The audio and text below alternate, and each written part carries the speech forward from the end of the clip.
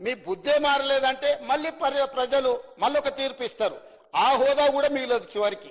కాబట్టి దయచేసి వీళ్ళు రాలే వాళ్ళు రాలే, అంతకంటే ముందు రాహుల్ గాంధీ గారు ఏం చేసిండ్రు, ఏం మాట్లాడినరు, ఏం హామీ ఇచ్చిండ్రు, ఏ నిర్ణయం మేరకు ముందుకు వెళ్తున్నామో వీళ్ళు మాకు సూక్తులు చెప్పాల్సిన అవసరం లేదు అధ్యక్ష. వాళ్ళ నాయకుడు మొదట సభలో వచ్చి కూర్చోమనుండ్రు అధ్యక్ష. రాహుల్ గాంధీ వచ్చిండా లేదా, రాహుల్ గాంధీ ఆదేశం లేకుండా రేవంత్ రెడ్డి గారు ఇక్కడ ఈ నిర్ణయాలన్నీ చేస్తాడా అధ్యక్ష? ఇంత ఇంపార్టెంట్ చర్చ జరుగుతుంటే బలహీన వర్గాలకు న్యాయం చెయ్యాలని 100 సంవత్సరాల నుంచి జరగని కులగణన తెలంగాణ రాష్ట్ర ప్రభుత్వం చేసినందుకు ఏది ఏమైనా రాజకీయాలను పక్కన పెట్టి ప్రధాన ప్రతిపక్ష నాయకుడు చంద్రశేఖరరావు గారు వచ్చి ఒక మంచి మాట, అయ్యా మేం చేయలేని పని ప్రజాప్రభుత్వం కాంగ్రెస్ పార్టీ చేసింది, నేను అభినందిస్తున్నా అంటే వారి పెద్దరికం పెరిగి ఉండేది కదా అధ్యక్ష. వారేమో రారు, ఇక వచ్చిన ఆయననేమో గిట్లున్నాడు, ఎట్లున్నాడో మీకే కనిపిస్తుంది ఆ పైనుంచి. ఇట్లాంటి వాళ్ళందరినీ ఇందులోకి దోలి తాను చెడ్డ కోతి అంట వనమల్ల చేర్చిందంట. అట్లనే ఉంది ఈ వ్యవహారం. కాబట్టి ఇప్పటికైనా మిత్రులు గంగుల కమలాకర్ గారికి నా సూచన, ఈ ఒక్క విషయంలోనన్నా వాళ్ళ ఒత్తిడికి లొంగకు. ఏమైనా మంచి షెడ్ ఉంటే నేను చూసుకుంటా, నువ్వేం వాళ్ళకి భయపడకు మిత్రమా. మంచి షెడ్ ఏమన్నా ఉంటే నేనున్నా, మనం పాత మిత్రులమే కదా, నీకు తెలియదేముంది. వాళ్ళ ఒత్తిడికి లొంగకు, వాళ్ళకి ఇష్టం లేదు. వాళ్ళ పోకడలు దగ్గరకెళ్ళి నువ్వు చూసినావు. పర్టికులర్ గా కరీంనగర్ లో నీకైనా ఎల్రమ్ నగర్కైనా పొన్నం ప్రభాకర్ గైనా వాళ్ళ పోకడలు ఎట్లుంటాయో నీకు తెలియదా, నేను చెప్పాలనా? కాబట్టి దయచేసి, నాకు చాలా మంచిగా తెలుసు కాబట్టి ఇక్కడికి వచ్చిన, లేకపోతే ఎట్లా వస్తాను నేను? నాకు చాలా బాగా తెలుసు కాబట్టి కరువు కాల్చి వాత పెట్టి ఇక్కడ వచ్చి కూర్చున్నా. ఇక నా గురించి కాదు చర్చ. దయచేసి నేను అందరికీ నా విజ్ఞప్తి ఒకటే, ఇదొక మంచి ఉద్దేశంతో తీసుకొచ్చిన బిల్లులు. అందుకోసమని రాజకీయ వివాదాలకు తావు లేకుండా, మీరు ఆరోపణలు చేయకుండా మీరు సూచన చేయండి. తప్పకుండా ఆ మాట్లా ఆయన అధ్యక్ష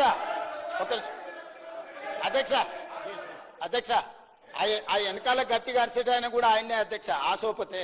అందుకే ఆయనకి ఇష్టం లేదు, ఆయన కూడా అందుకే అట్లా అరుస్తున్నాడు అధ్యక్ష. కాబట్టి అధ్యక్ష, అది కల్వకుంట్ల కాదు అధ్యక్ష, కల్వకుండా ఉంచడం అన్నమాట. ఎవ్వరు కల్వకుంట ఉండాలి. బీసీలు ఓసీలు కలవద్దు, ఎస్సీలు ఎస్టీలు కలవద్దు, మైనారిటీలు హిందువులు కలవద్దు. అది కల్వకుంట చూసే కుటుంబం అధ్యక్ష, అది కల్వకుంట కుటుంబం కాదు.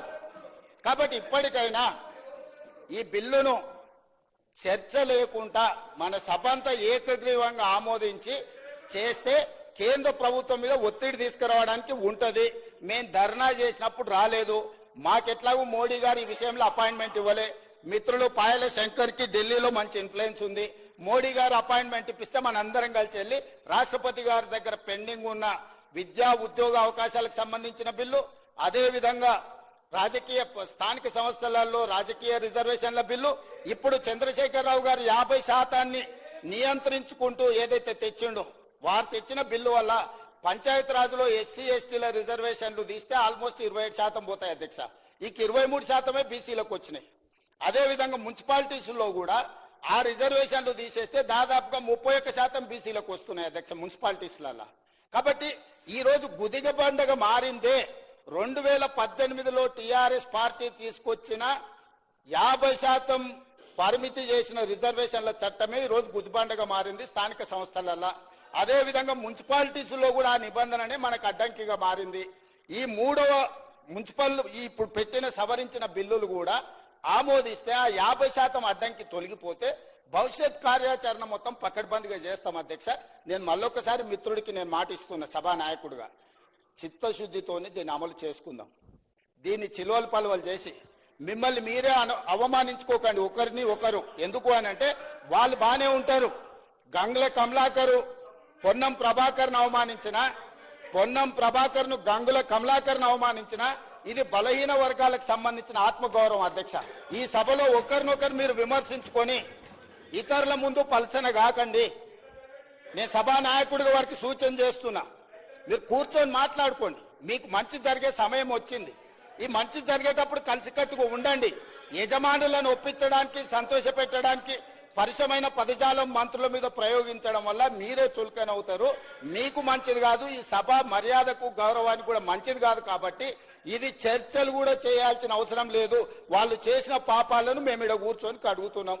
50% నిబంధనలను తొలగించడానికి పెట్టిన బిల్లులు దయచేసి చర్చనే లేకుండా గంగ్ల కమలాకర్ గారు ఏకవాక్య తీర్మానం ప్రవేశపెడితే మేమందరం కూడా మద్దతు పలుకుతాం. గతంలో మా నాయకుడు చేసిన తప్పులను మీరు సరిదిద్దుతుండ్రు, ఆ సరిదిద్దే బిల్లులకు మీరు మద్దతు పలకండి అంటే సభ మొత్తం ఏకగ్రీవంగా వారికి మద్దతు పలుకుతాం, పాస్ అయిపోతుంది. అధ్యక్ష, దయచేసి ఆ దిశగా తీసుకెళ్లమని చెప్పి మిమ్మల్ని కోరుకుంటున్నాను. అధ్యక్ష, ఇంటర్వ్యూ అయితే ఎట్లా సార్? రిప్లైలో చెప్పొచ్చు, కొత్తగా ఏం చెప్పలేదు వారు. రిప్లైలో చెప్తే చాలు, నేను 5-10 నిమిషాలు కంక్లూడ్ చేస్తాను సార్.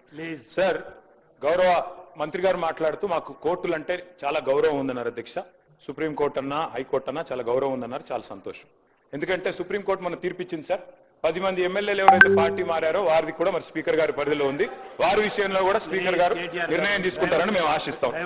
కోర్టుల మీద గౌరవం ఉందన్నారు కదా సార్, అందుకే చెప్తున్నాం. అట్లాగే సార్, వారు అన్నారు సార్ మేము ధర్నా చేశాము ఢిల్లీలో అన్నారు, మేము రాలేదు అన్నారు. సార్, ధర్నాకు మేము రాలేదు సరే, మరి రాహుల్ గాంధీ గారు రాలే, మల్లికార్జున్ ఖార్గే గారు కూడా రాలే కదా సార్. అంటే వాళ్ళు కూడా ఇది ధర్నా కాదు డ్రామా అనుకున్నారా సార్? ఎందుకు రాలేదు సార్? మరి అధ్యక్ష, నిజంగా చెప్పాలంటే డిక్లరేషన్లు కాదు అధ్యక్ష, డెడికేషన్ కావాలి. మేము ఒకటే అంటా ఉన్నాం అధ్యక్ష, ఒకటే గవర్నమెంట్ 5 గొంతులతో మాట్లాడితే కరెక్ట్ కాదు. మీరు కన్ఫ్యూజ్ అయ్యి అందరినీ కన్ఫ్యూజ్ చేసే ప్రయత్నం కరెక్ట్ కాదు. డెడికేషన్ తో పనిచేయండి, శాస్త్రీయంగా పనిచేయండి. మేము సిన్సియర్ గా ఒకటే కోరుతా ఉన్నాం సార్. ప్రధానమంత్రి గారు అపాయింట్మెంట్ ఇస్తలేరు, ఇక్కడ ఉన్న ఎమ్మెల్యే గారు ఇప్పియాలంటారు. ప్రధానమంత్రి గారి అపాయింట్మెంట్ ఎమ్మెల్యే గారు ఇప్పిస్తారా సార్? ఎక్కడైనా దేశంలో ఇది మాకు తెలియదా? ముఖ్యమంత్రి కార్యాలయం నుంచి అడిగితే ఇస్తారు. 52 సార్లు ఢిల్లీకి పోయినారు ముఖ్యమంత్రి గారు, 52 సార్లు పోయినారు. 20 నెలల రికార్డు సార్ ఇది. మరి 52 సార్లు పోయి ప్రధానమంత్రి గారిని చాలా సార్లు కలుస్తారు. మొన్ననే చీఫ్ సెక్రటరీ గారిది. మళ్ళీ మీరు రిపీట్ చేస్తుంటే నేనేం చేయాలి? అది కాదండి, మీరు రిపీట్ చేసుకుంటే అదే మాటలు మాట్లాడుతున్నారు. మీరు 2-3 సూచనలు అన్నారు, ఒక సూచన చేసి మళ్ళీ మొత్తం ఇష్యూ డైవర్ట్ చేస్తున్నారు. Please conclude. సార్, ఈ సమస్య తేలాలి అంటే ఇందాక నేను చెప్పినట్టు 2 మార్గాలు ఉన్నాయి సార్. ప్రధానమంత్రి గారి దగ్గరికి అఖిలపక్షం తీసుకుపోమనండి ముఖ్యమంత్రి గారిని. మా పార్టీ నుంచి కూడా వస్తాం, తప్పకుండా మా పార్టీ స్టాండ్ ఇక్కడ చెప్తున్నాం క్లియర్ గా, we are in support of this bill అని చెప్తున్నాం. రెండోది సార్, ఏదైనా చేయాలి పని అంటే డెడికేషన్ ఉండాలి సార్, ఉత్త డిక్లరేషన్లతో కాదు. ఆ రోజు కేసీఆర్ గారు నేను ఆంధ్రప్రదేశ్ నుంచి పోతున్నా ఢిల్లీకి, తిరిగి తెలంగాణలోనే కాలు పెడతా అని చెప్పి పోయిండు, సాధించిండు. ఇవాళ ముఖ్యమంత్రి గారు కూడా చిత్తశుద్ధి ఉంటే సార్ వారు కూడా డిసిషన్ తీసుకోవాలా, చెప్పాలా. మరి బీసీ బిల్లు సాధించడో లేకపోతే నేను మళ్ళీ ఢిల్లీకి హైదరాబాద్కి రానని చెప్పి అక్కడే కూర్చోమనండి, జంతర్ మంతర్లో ఆమరణ దీక్ష చేయమనండి. మేము వద్దుంటున్నామా సార్? కూర్చోమనండి గట్టిగా. సార్, కేటీఆర్ గారు మరి మేము పెట్టినటువంటి ఈ సీలింగ్ సంబంధించి ఏదైతే ఉందో 2018 పంచాయతీరాజ్ చట్టం సవరించుటకై బిల్లు పెట్టినాం అధ్యక్ష. కంక్లూడ్ చేస్తారు, కంక్లూడ్ చేస్తారా ప్లీజ్? స్పీకర్ సార్, నేను తప్పు మాట్లాడుతున్నానా, అన్పార్లమెంటరీ మాట్లాడుతున్నానా? డెడికేషన్ ఉండాలి ప్రభుత్వానికి అని చెప్తున్నాను. ఇంత ముఖ్యమైన బిల్లు సాధించాలి అంటే, హక్కులు సాధించాలి అంటే ముఖ్యమంత్రి గారు ఆమరణ దీక్ష చేయండి అని చెప్తున్నాను. తప్పే ఉంది సార్. వారు 20 సార్లు అన్నారు. అట్లాగే చివరికి ఒకటే మాట సార్, ప్రధానమంత్రి గారు అపాయింట్మెంట్ ఇస్తలేడు అంటున్నారు ముఖ్యమంత్రి గారు. ఎందుకు ఇస్తలేడు సార్ అపాయింట్మెంట్? ఒకటే కారణం, ముఖ్యమంత్రి గారు స్వయంగా చెప్తున్నారు బహిరంగ వేదికల మీద, ఢిల్లీలో అపాయింట్మెంట్లు ఇస్తలేరు, ఇస్తే చెప్పులు ఎత్తుకపోతారేమో అని చూస్తున్నారు అంటున్నారు.